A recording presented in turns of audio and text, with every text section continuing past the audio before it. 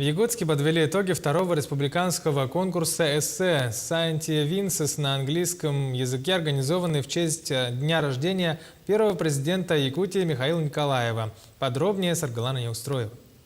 На английском языке сегодня – это единственная возможность школьника по-настоящему проверить свои знания. Аналогов конкурса на сегодняшний день в республике не существует. Участие в проекте приняли 26 учащихся из 21 образовательного учреждения республики. Заранее дается задание, имеется в виду тема конкурса, и ожидается то, что участник будет отправлять свою видеопрезентацию и текст того конкурса, своего выступления.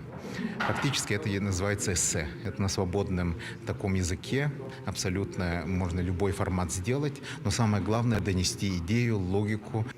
Тема этого года – ретроспектива Михаила Спиранского «Идеи и идеалы» стала настоящим вызовом для каждого. Участие в конкурсе приняли лучшие из лучших. Оттого еще приятнее было одержать победу. Тем не менее, помимо признания, конкурсанты, занявшие первое и второе место, получили и сертификат на сумму 50 и 25 тысяч рублей соответственно. Мы хотим сделать так, чтобы наши дети, которые объединены общими помыслами о развитии родной республики, родной страны, могли получить такое очень хорошее образование, могли иметь возможность обучаться в ведущих вузах не только страны, но и мира. Действительно, цель ребят, принявших участие в конкурсе – это поступление в престижные вузы. Так, например, Владимир Горохов уже в следующем году планирует поступить в дипломатическую академию Министерства иностранных дел. Я занимаюсь английским с самого детства, еще с детского сада.